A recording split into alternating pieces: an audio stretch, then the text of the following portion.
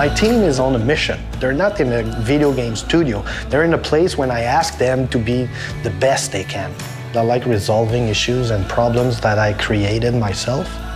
It's funny, I'm a firefighter and a pyromaniac combined.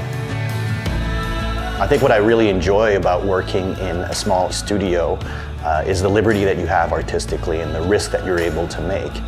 Where the challenge will always lie is the ability to stand out.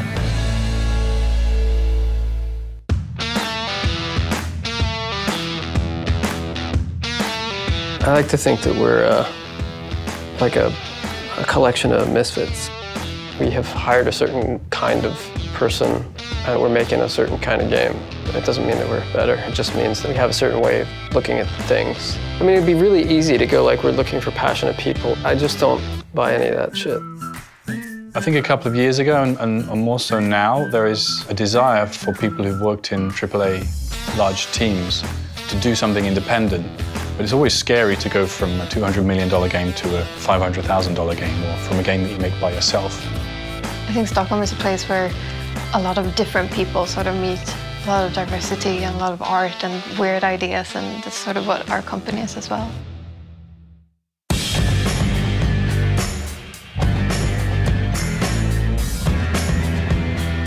It's almost like, you know, good rock and roll bands. You get people who are good at different things and really have different interests, and they complement each other's strengths really well. People think we're arguing, but we're just basically working out story and characters. And I just like being able to work with someone like that who can do things that I can't do at all, but can appreciate how hard they are. Some of the greatest ideas I had way back at Interplay about Fallout happened when I was stuck in traffic. You'd hear the same answer from a lot of different creative people. It's like their brain is constantly churning on the ideas. I'll see something, I'll be reading something that could have nothing to do with what we're making as a game. And it could end up, you know, sparking a whole different direction for some of the things we're working on. I feel more like they're my friends rather than just my coworkers. They've been working on stuff together for so long that I think they just have a groove that they get into.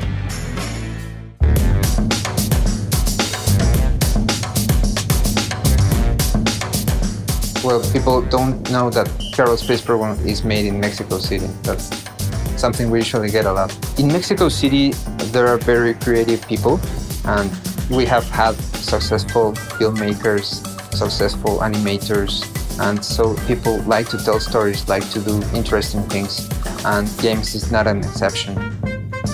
When we make a game, we tend to make them very, very Mexican in theme, because our space program is nothing like that. It's rocket science. Mexico City is one of the largest cities in the world. There's a lot of things going on here all the time.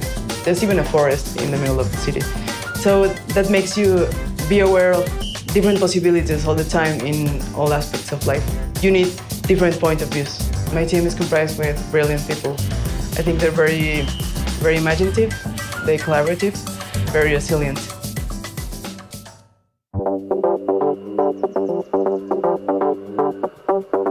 As a small team of creative individuals, we can come up with an idea in the morning for something and get it operational by that afternoon. That's the only way that I really believe that we can innovate and create something that's truly inspirational.